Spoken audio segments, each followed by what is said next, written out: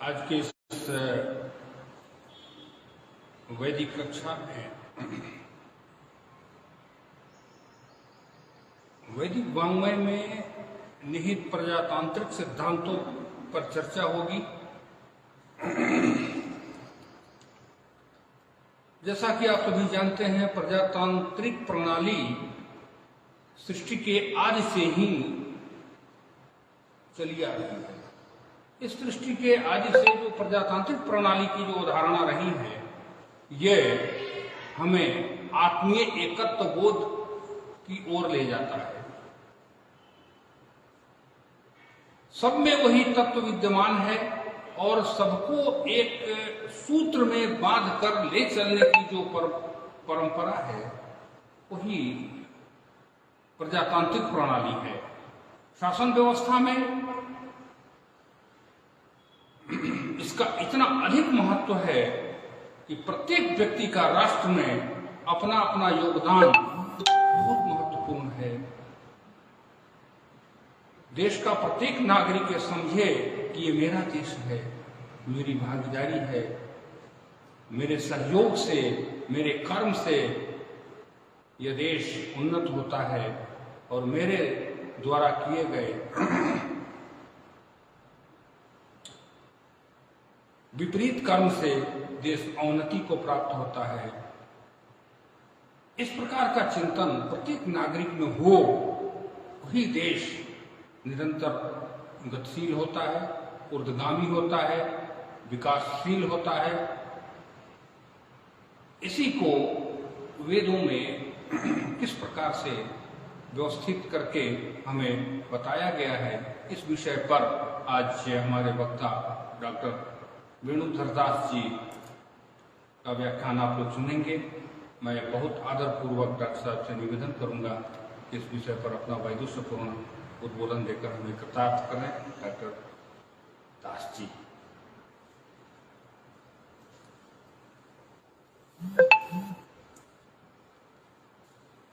ओम मनोजवं मारुततुल्यवेगं जितेन्द्रियं बुद्धिमतां वरिष्ठं वातात्मजं वानरयोऽथ मुख्यं श्रीरामदूतं शरणं प्रपद्ये। वागर्थाविव सम्पृक्तो वागर्थप्रतिपत्तये जगतः पितरौ वन्दे पार्वती परमेश्वरौ। सर्वप्रथम भगवान शंकर, माता पार्वती एवं हनुमान जी के चरणों में नमन एवं वंदन करते हुए महर्षि शांतिपनि राष्ट्रीय वेद विद्या प्रतिष्ठान के द्वारा आयोजित इस वैदिक कक्षा में उपस्थित सभी श्रोतागण तथा गणमान्य विद्वज्जनों का स्वागत एवं अभिनंदन करते हुए, वंदन करते हुए आज हम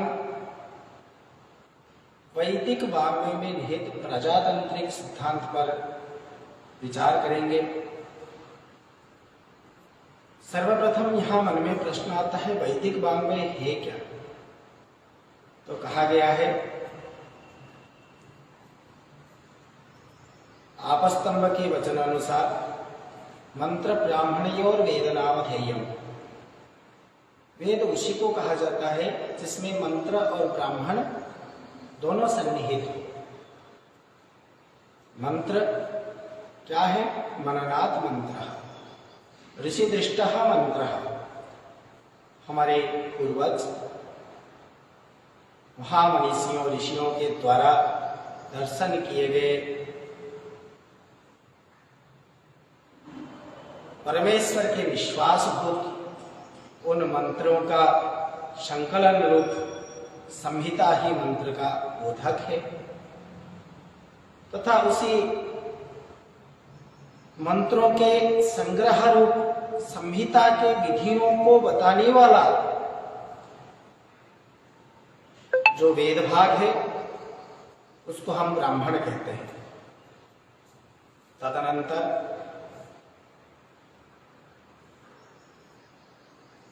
आरण्यक उपनिषद और तत्पश्चात इन वेद मंत्रों के अर्थावगमन के लिए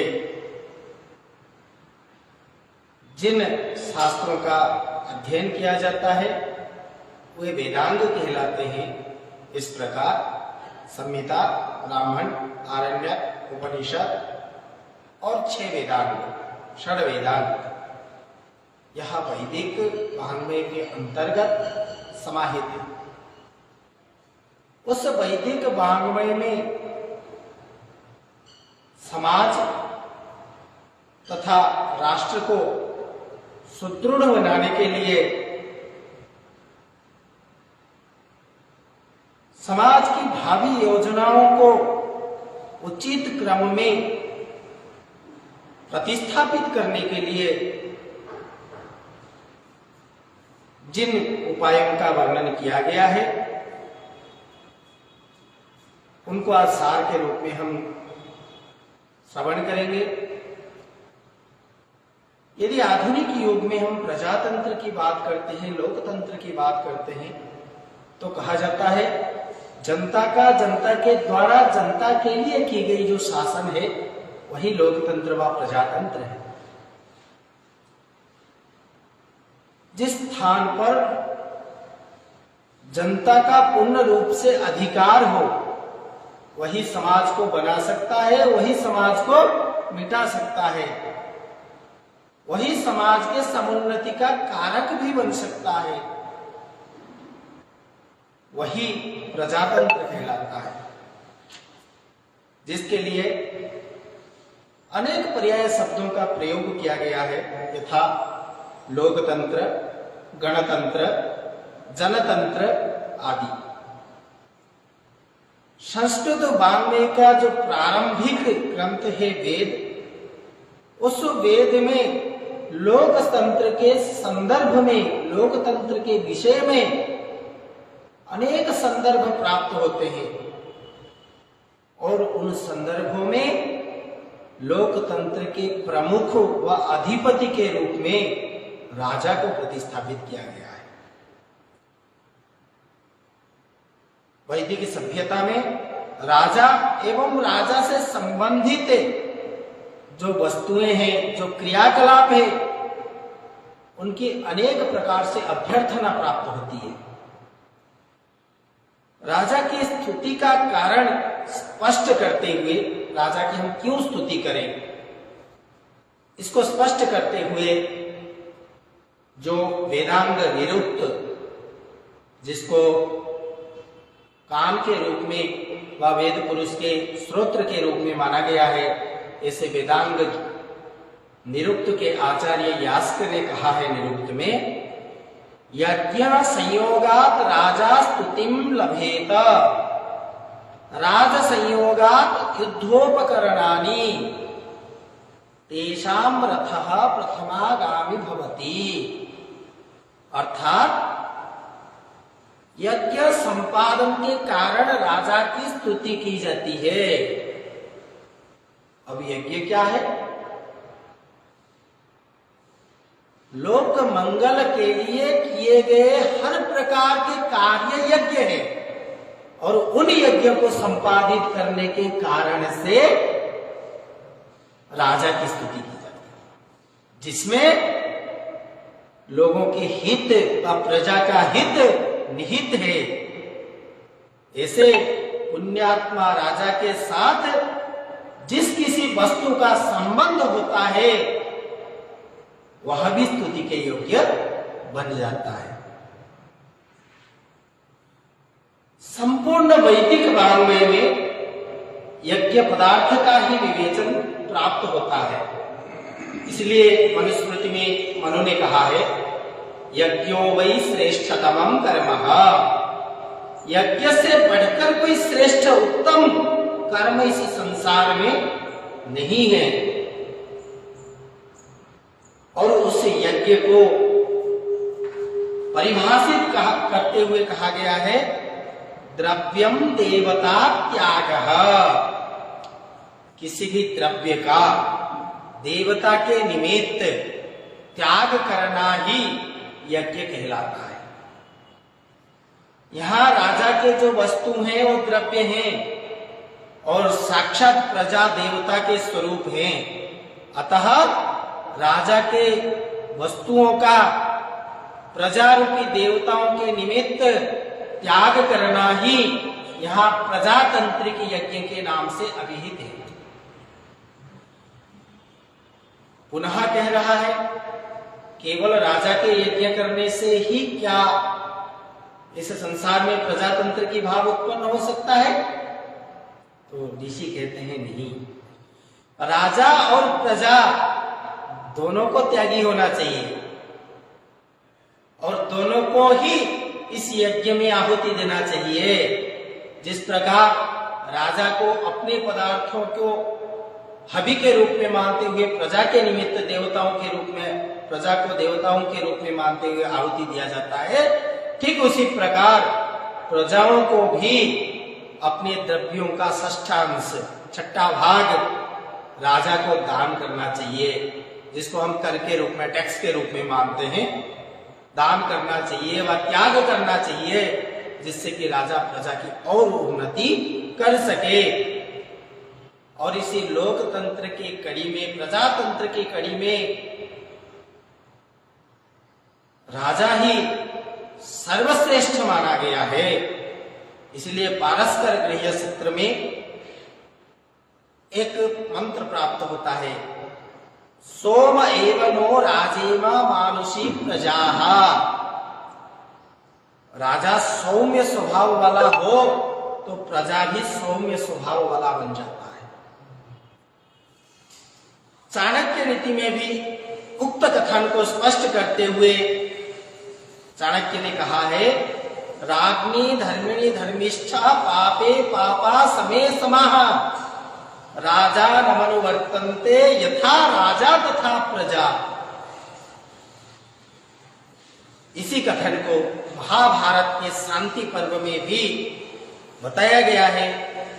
राजा का व्यवहार प्रजा के लिए आदर्शभूत है। पराक्रमहीन राजा के राज्य में जो अधिकारी गण हैं वो निरंतर प्रजा के अहित करते हैं।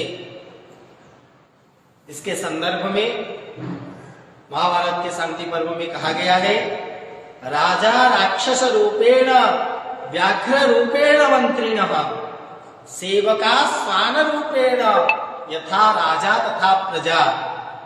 जब राजा राक्षस बन जाता है तब उसके मंत्री क्या बन जाते हैं? बाघ के समान, शेर के समान बन जाते हैं और लूटते रहते हैं।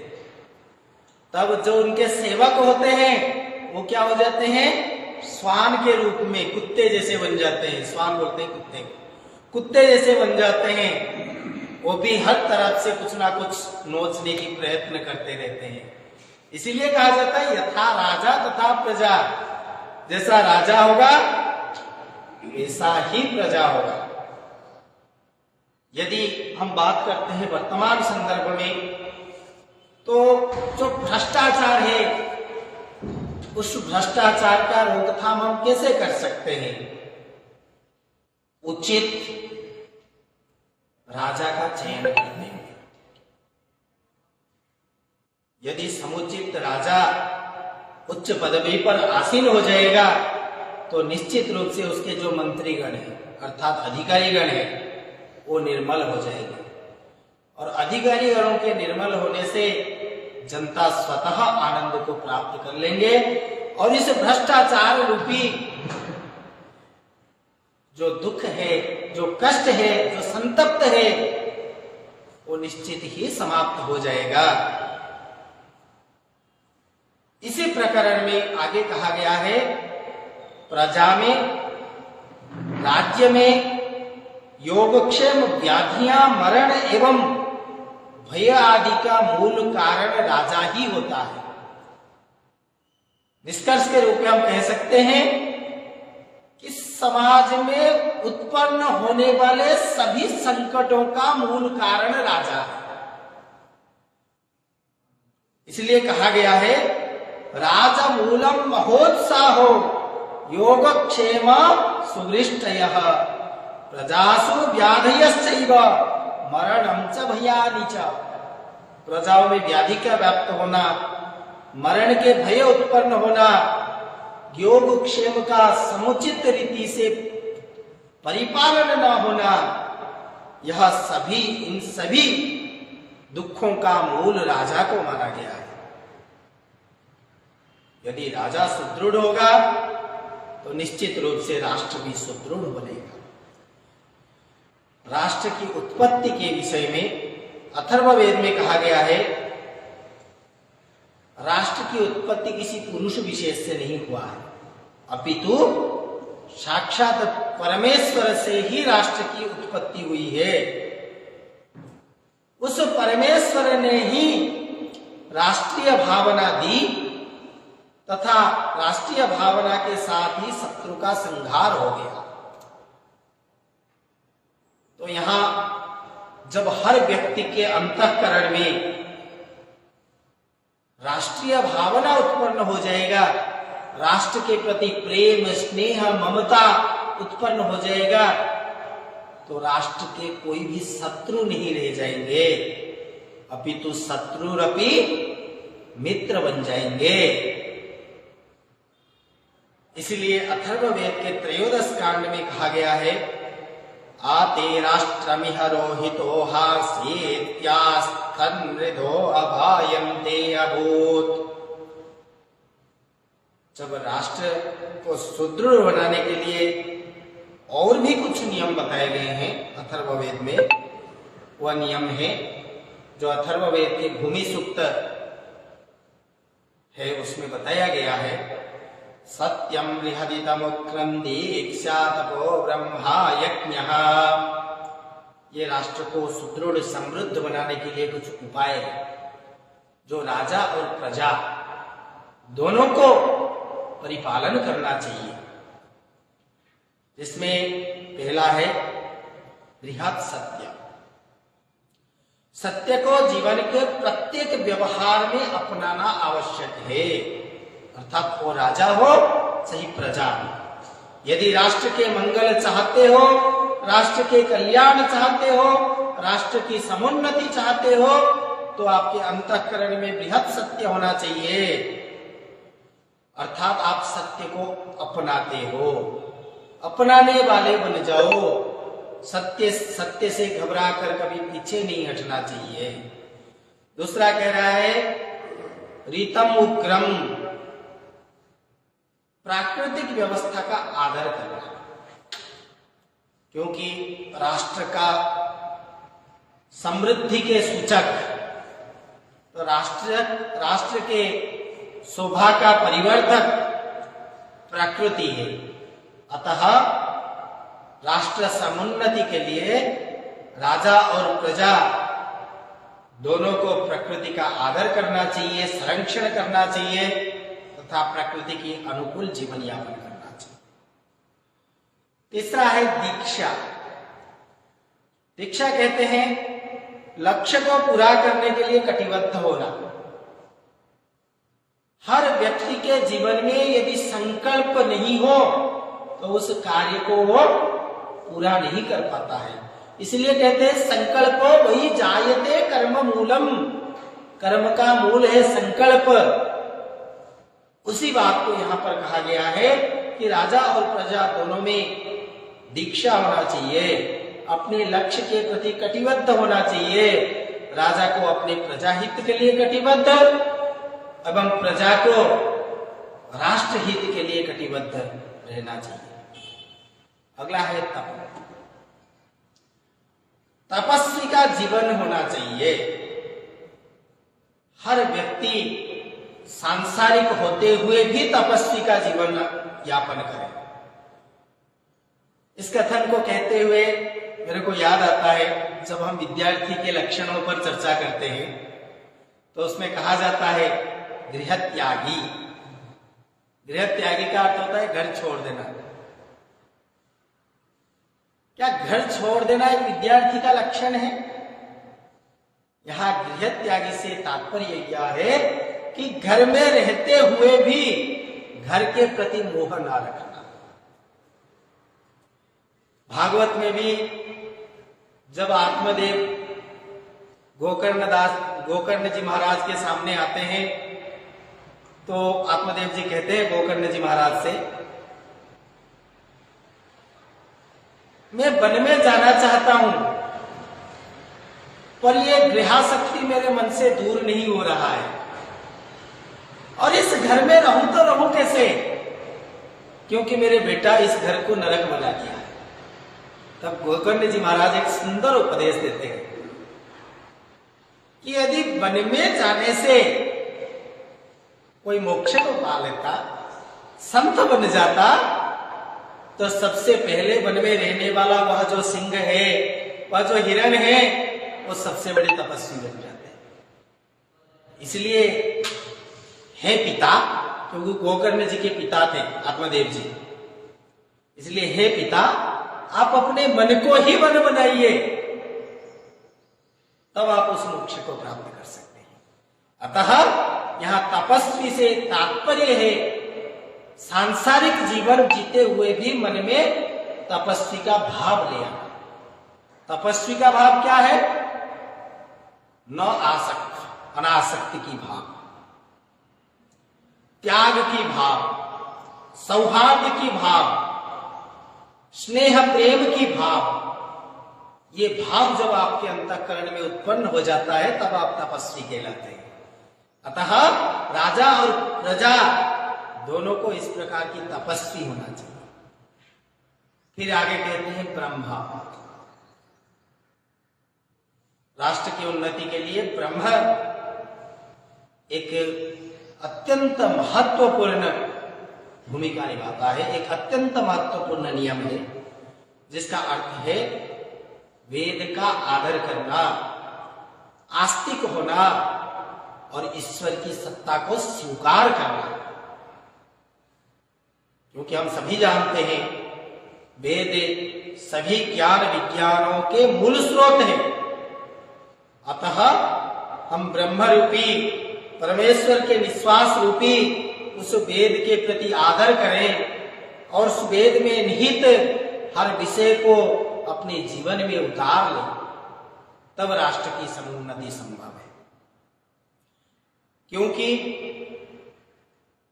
वेदों में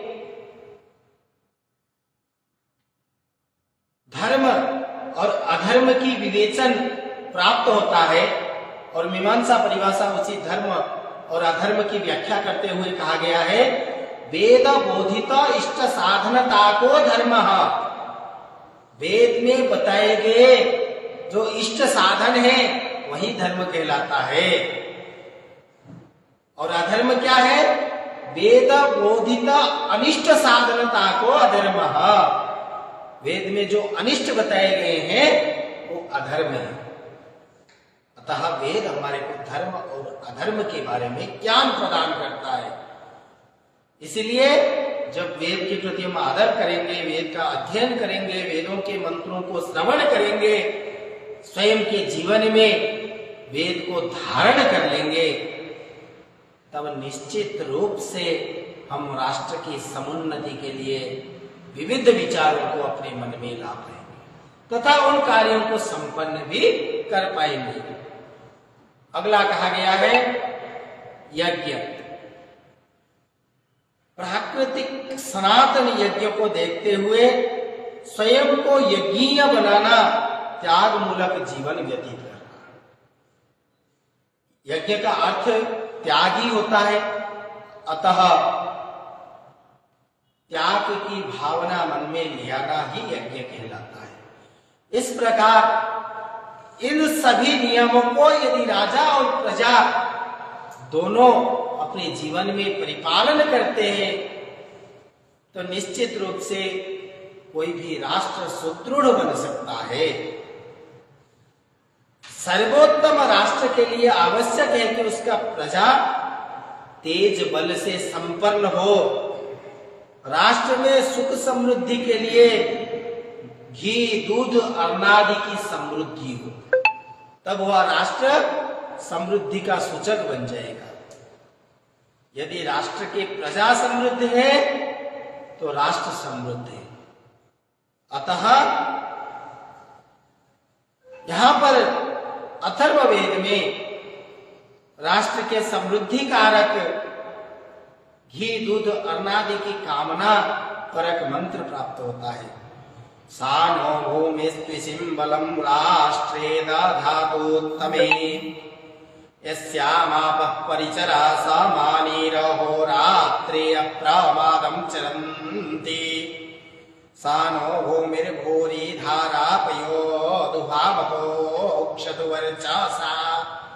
अर्थात हे मातृभूमि, इस राष्ट्र की समृद्धि के लिए तुम निरंतर दूध, दही, अन्नादि की वृष्टि करते रहो तथा इस राष्ट्र की समृद्धि के कारक बनो। पुनः कहा गया है कि राष्ट्र में द्वेष की भावना कब उत्पन्न होता है? जब हमारे मन में ऊंच नीच की भेदभाव आ जाता है, तब राष्ट्र में द्वेष की भावना उत्पन्न होने लगती है। अतः वैदिक ऋषियों ने ऊंच नीच की भेदभाव को त्याग कर परस्पर मैत्री भाव से रहने की आज्ञा व उपदेश प्रजाओं को दिए हैं। इसलिए कहा गया है असंबाधम बध्यतो मानवानाम, अर्थात राष्ट्र में ऊंच नीच का भेद नहीं रहना चाहिए तथा परस्पर मैत्री भाव से प्रजा लोग निवास करें। कौटिल्य अर्थशास्त्र में भी राज्य के समृद्धि, राज्य के कारक तथा राज्य के समृद्धि के अनेक विषयों को उपस्थापित किया गया है। प्रमुख रूप से वहां कहा गया है कि राष्ट्र के समृद्धि के लिए हर राष्ट्र में कम से कम 100 कृषक होना चाहिए, क्योंकि कृषक ही राष्ट्र के समुन्नति के प्रधान कारक है। अतः कर्ष प्रायम कुलशतवारम 500 कुल परम ग्रामम, कम से कम 100, अधिक से अधिक 500 कृषक एक राष्ट्र में होना चाहिए, तब वो राष्ट्र की संज्ञा को प्राप्त करेगा, अन्यथा वो राष्ट्र नहीं कहलाएगा। क्योंकि राष्ट्र को यदि समृद्ध बनाना है तो राष्ट्र के प्रजा के लिए अत्यंत आवश्यक है अन्न, और अन्न तब प्राप्त हो सकता है जब उस राष्ट्र में कृषक हो।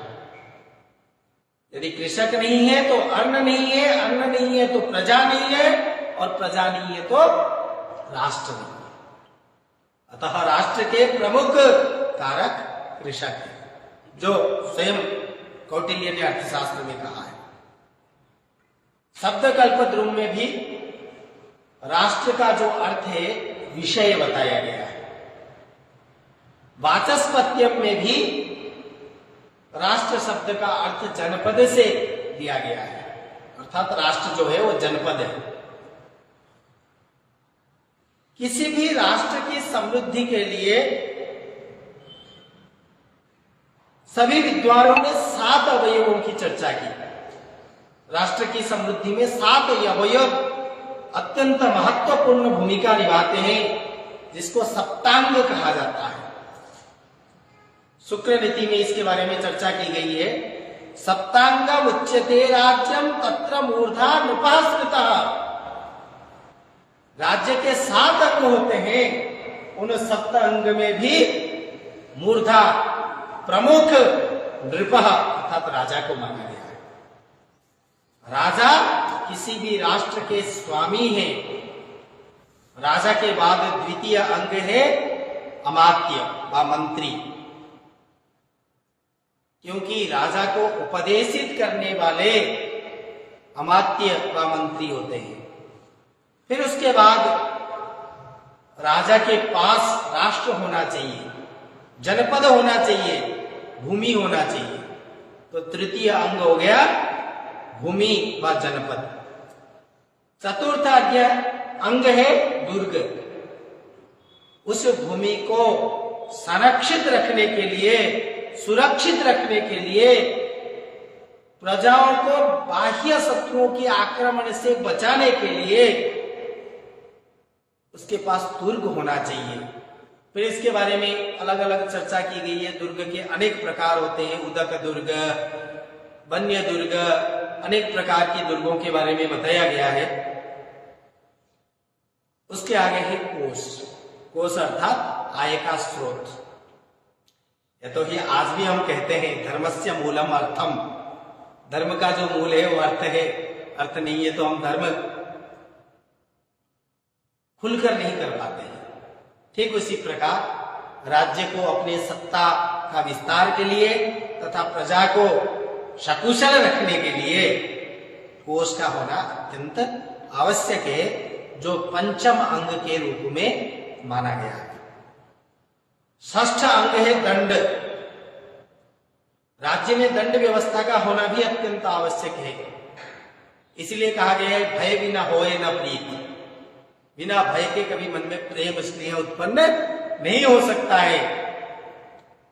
इसीलिए राजा के पास दंड विधान हेतु सुरक्षा कर्मी सेना का होना आवश्यक है, जो एक राष्ट्र के छठा अंग के रूप में माना जाता है। और सप्तम अंग जो अत्यंत महत्वपूर्ण है वह है मित्र, पड़ोसी राष्ट्र। यदि हमारे मित्र अच्छे न हो, श्रेष्ठ न हो, तब हमारे सारे किए कराए पर पानी पड़ जाता है। इसलिए पड़ोसी राष्ट्र हमारे अनुकूल होना चाहिए, तब हमारे राष्ट्र की समृद्धि हो सकती है। अन्यथा उन षड्यंत्रों से हम घिर जाएंगे जिनके द्वारा हमारे राष्ट्र की सर्वस्व समाप्त हो जाएगा। ये 7 सप्तांग के नाम से जाने जाते हैं, जो एक राष्ट्र की समुन्नति के मूलाधार है और एक राष्ट्र की उन्नति के कारक भी हैं। पुनः सर्वप्रथम राजा। तो हमारे वैदिक काल में भी राजा का चयन लोकतांत्रिक और प्रजातांत्रिक रीति से ही किया जाता था। परंतु कई कई जगह पर ऐसा वर्णन भी प्राप्त होता है, वंशगत राजा भी बनते थे, पर प्रजा के हाथ में वह अधिकार रहता था कि वो राजा, वंशगत प्राप्त राजा यदि अयोग्य है तो उसको गद्दी से हटाने का अधिकार भी प्रजा को प्राप्त था। ऐतरेय ब्राह्मण में एक आख्यायिका प्राप्त होता है, जिसमें बताया गया है देवता और असुर युद्ध करते थे। देवता असुरों से पराजित हो गए और देवों ने विचार किया राजा ना होने के कारण हम पराजित होते हैं, अतः राजा का चयन करें। सर्वसम्मति से सोम को अपना राजा बनाया और यह कथन अथर्ववेद के तृतीय कांड के चतुर्थ सूक्त में भी प्राप्त होता है। कहने से तात्पर्य है किसी भी राष्ट्र के पराजय के मुख्य कारण राजा का न होना माना जाता है। अतः राष्ट्र की समृद्धि में राजा का होना अत्यंत आवश्यक है। और इस कहानी से यह भी पता चलता है कि देवों ने अपने सहमति से ही राजा का चयन किया, अर्थात प्रजा राजा का चयन करते थे। इस कहानी से यह भी साबित होता है। अथर्ववेद के अनुसार प्रजाएं राज्य शासन को सुचारू रूप से चलाने के लिए राजा बनाते थे और उससे कहते थे तुम राज्य के सर्वोच्च पद पर अधिष्ठित होकर निरंतर प्रजा के कल्याण के लिए प्रयत्नशील रहो। और इसी कथन को कहते हुए कहते हैं कि राजा का निर्वाचन सर्वसम्मति से होता था। देवों ने भी सर्वसम्मति से इंद्र को राजा बनाया था। यथा विश्वापिता न अभिभूतरम नरम सजोस्तदक्षुरीन्द्रम जजनुश्च राजसे कृत्वा वरिष्ठं वरम आमुरिमुतो क्रमोजिष्ठं तव संतरस्विनम्। राजा का निर्वाचन समिति करती थी वेदों के अनुसार। इस हेतु से कहा गया है कि समिति तुझे स्थायी राजा बनाती है। तू स्थायी और अच्युत होकर शत्रुओं से निपटकर तथा शत्रुवत व्यवहार करने वाले को भी नष्ट कर दे। उक्त प्रमाणों से यह स्पष्ट होता है कि शासक तब तक रह सकता है जब तक प्रजा चाहे, अर्थात प्रजा प्रसाद यावत राजा शासक बना रहता है। जब प्रजा इनकार कर दिया तब राजा को अपने स्थान त्यागना पड़ता है। फिर यहां कहा जाता है कि राजा किस प्रकार का होना चाहिए, तो कहते हैं राजा होने के लिए वह प्रजा का प्रिय व्यक्ति होना चाहिए। राजा प्रजा को प्रसन्न करने के लिए तथा समर्थन प्राप्त करने के लिए प्रयत्नशील रहना चाहिए। एहयातु वरुण सोमो अग्निर्बृहस्पतिर्वसुभिरेहयातु अस्य श्रियमुपसंयात सर्वं पुत्रस्य।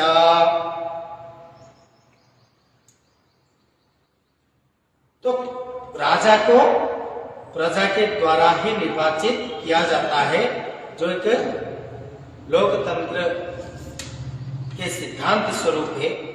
आज हम लोग भी राजा का चयन लोकतंत्र के रीति से ही करते हैं, परंतु वेदों में जो वंशगत व वंश के अधिकारी के रूप में जो राजा प्राप्त होते थे उनका भी वर्णन प्राप्त करते हुए कहते हैं कि ऐसे लोग यदि योग्य नहीं पा जाते हैं तो प्रजा के द्वारा उसको पदच्युत करने का विधान भी कई स्थानों पर वेदों में प्राप्त हुआ है। इसी बात का उल्लेख करते हुए अथर्ववेद के तृतीय कांड में कहा है कि निर्वाचन पद्धति का विरोध करने वाले चाहे अपने हो या पराये, उनको तिरस्कृत करके हटाया जाना चाहिए। यस्ते हुअम विवदत् सजातो यश्च निष्ट्याः अपांचमिन्द्र ते कृत्वा ते मिहाय गमया। अर्थात यदि कोई राजा चाहे निर्वाचन पद्धति से हो या वंशगत पद्धति से बना हो, यदि वह प्रजा के हित के लिए कार्य नहीं करता है, प्रजा के विरोध में जाता है, तो उसको तिरस्कृत करते हुए पद से हटा देना चाहिए। प्रजातांत्रिक व्यवस्था अत्यंत सुदृढ़ थी वैदिक युग में, क्योंकि उस समय प्रजाओं के द्वारा स्वार्थी राजाओं को अवरुद्ध कर दिया जाता था, उनका निरुद्ध कर दिया जाता था, और राजा प्रजा की भावना एवं इच्छा पर आश्रित थे। वैदिक कालों में प्रजा की भलाई न करने वाला राजा प्रजा द्वारा पदच्युत कर दिए जाते थे। शतपथ ब्राह्मण में दुष्ट ऋतु नामक राजवंश की चर्चा है, जिसमें 10 पुरुष वंश परंपरागत राज शासन करने वाले को राज्य से अवरुद्ध कर दिया गया था। इस प्रकार एक उपाख्यान शतपथ ब्राह्मण में प्राप्त होता है, जिसमें 10 पुरुष एक वंश था, उस वंश में परंपरागत राज्य शासन चलता था, तो प्रजा के विरोध के कारण इस परंपरा व वंशगत राजा बनने का जो परंपरा का विधान था उसको अवरुद्ध कर दिया गया था व उसको समाप्त कर दिया गया था। तो इसी बारे में कहा जाता है दुष्टरेतुर्हपं सायनस्तस पुरुषं राज्यापरोक्ष आशा। यहां निष्कर्ष के रूप में हम कह सकते हैं वैदिक काल में भी राजा के चयन प्रजाओं के द्वारा ही किया जाता था व होता था, जो वर्तमान में भी प्रचलित है। फिर आता है जब राजा का चयन हम कर लिए तो उस राजा का क्या कर्तव्य है, तो कहते हैं राष्ट्र का प्रमुख राजा प्रजा के हित में सर्वदा कार्य करे। और इसी कथन का सूचना भारवी अपने काव्य में देते हैं। क्रियासु युक्ते नृपचार चक्षुषैहि, जो राजा है, नृप है, वो हर समय चार चक्षुषी शब्द आता है कि जिसको कहते हैं हम सर्वश्रेष्ठ दृष्टि, उत्तम दृष्टि, वो उत्तम दृष्टि से क्रियाओं को संपादित करें। आप सभी जानते हैं लौकिक साहित्य में भारवी को एक श्रेष्ठ कवि के रूप में जाना जाता है। इसके लिए एक श्लोक भी आता है, उपमा कालिदासस्य भारवे अर्थ गौरवम दंडिना पदलालित्यम माघे संति त्रयो गुणा। कालिदास के उपमा प्रसिद्ध है, उपमा अलंकार प्रसिद्ध है, भारवी के अर्थ गौरव प्रसिद्ध है। अर्थात भारवी के जो श्लोक है वो बहुत मूल्यवान है। और भारवी का ग्रंथ है किरातार्जुनीय महाकाव्य, किरातार्जुनीयम महाकाव्य। और एक कहानी आता है भारवी के एक श्लोक का मूल्य 1,00,000 स्वर्ण मुद्रा के बराबर माना जाता था। इसलिए भारवी के द्वारा रचित किरातार्जुनीयम महाकाव्य में कहा गया है क्रियासु युक्ते निपचारु चक्षुषैहि, राजा प्रजा के पारस्परिक द्रोह को समन करें। प्रजा के जो आपसी विद्रोह रहता है उसको राजा समाप्त कर दे, राजा का मन प्रजा में लगा रहे। इस हेतु कहते हैं त्वं नृमिर्नृमणो, तुम्हारा मन निरंतर प्रजा में ही रमण करे। और इसके उदाहरण स्वरूप हम रामायण से बढ़कर और कोई उदाहरण ले नहीं सकते। जो मर्यादा पुरुषोत्तम राम प्रजा के आनंद के लिए अपने पत्नी सीता को भी त्याग दिए थे, केवल प्रजा के लिए वो अपने राज्य और राजधर्म को निभाए थे। उसी प्रकार हर राजा में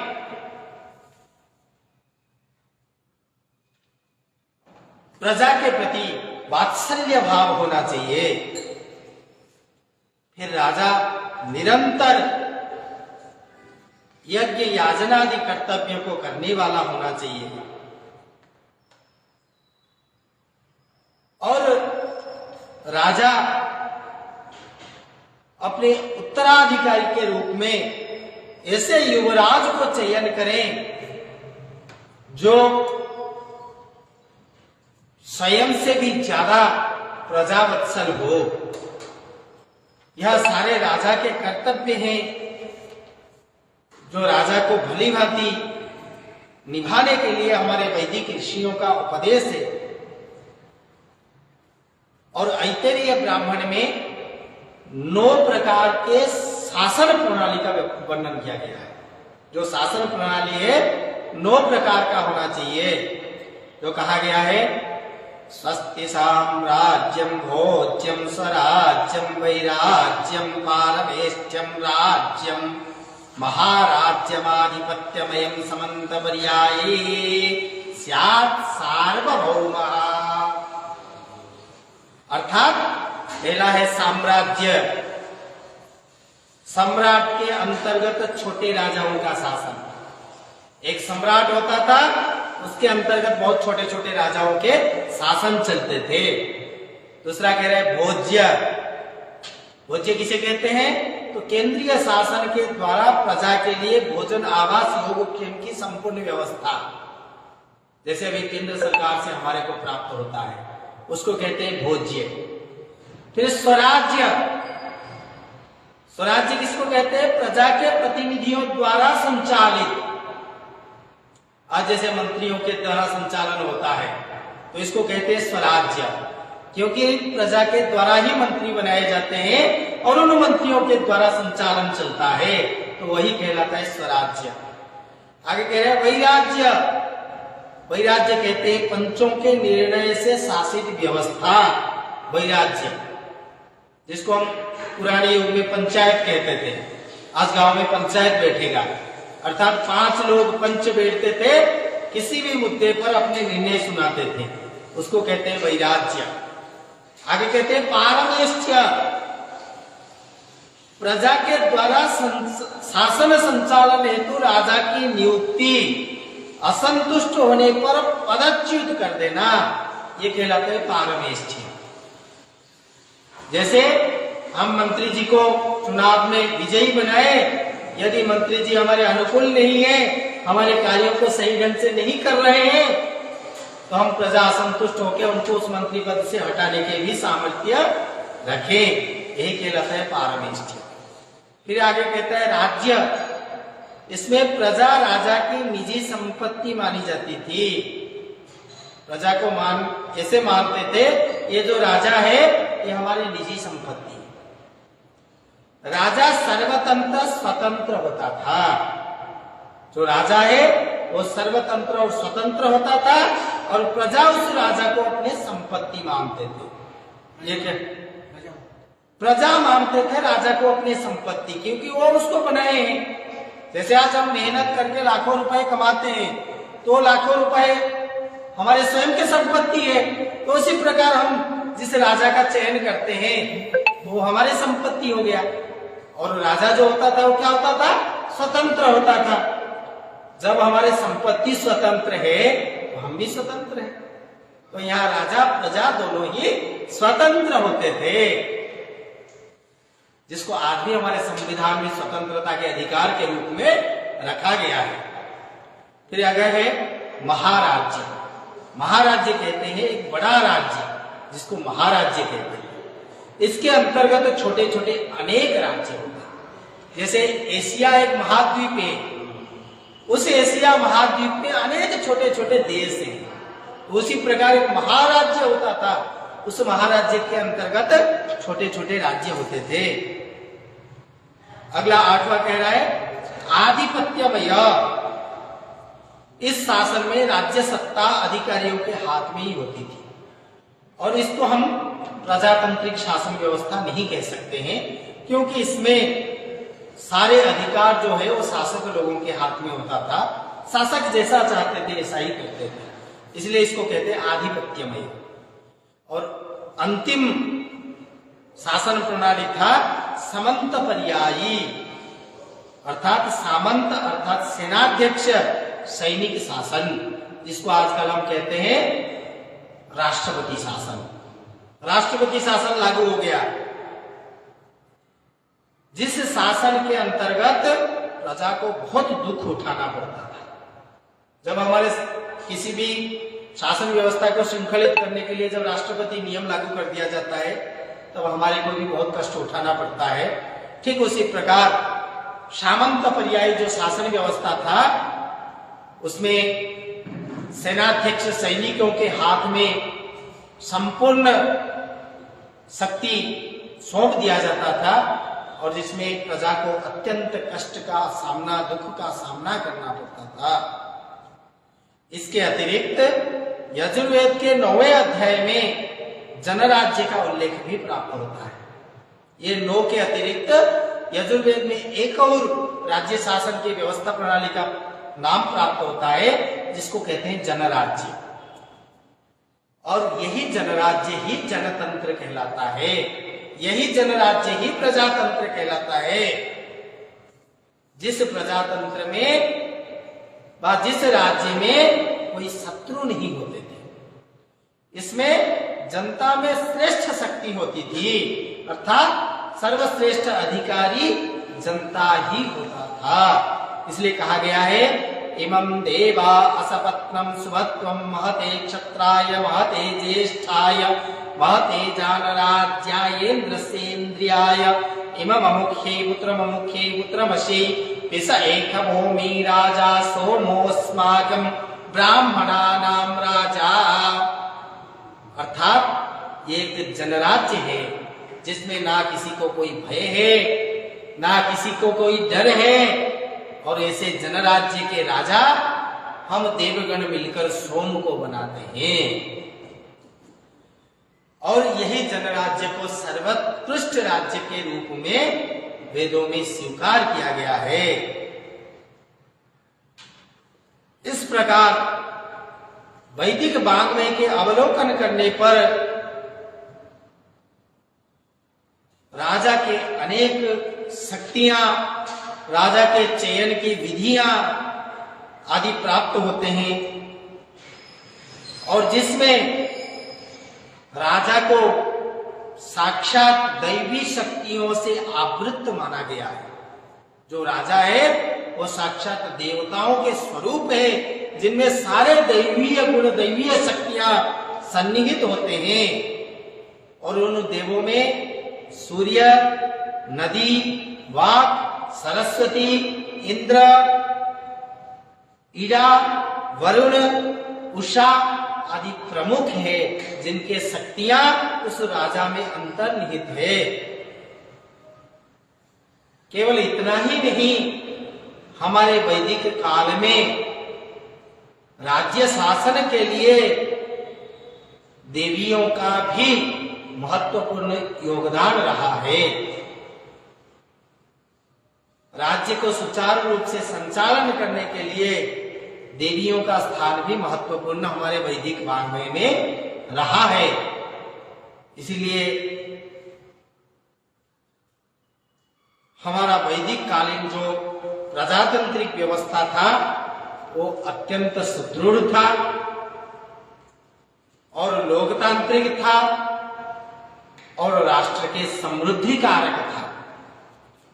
इसी के साथ साथ अंत में हम राष्ट्र की समृद्धि की कामना करते हुए उक्त श्लोकों के साथ अपनी वाणी को विराम दूंगा।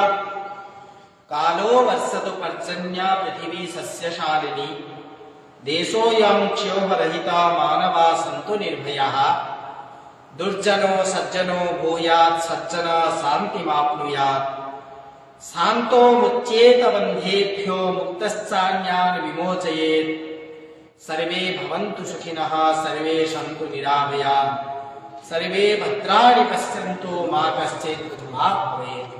ओम शांति शांति शांति। सर्वेभ्यो नमो नमः। जयतु संस्कृतम्।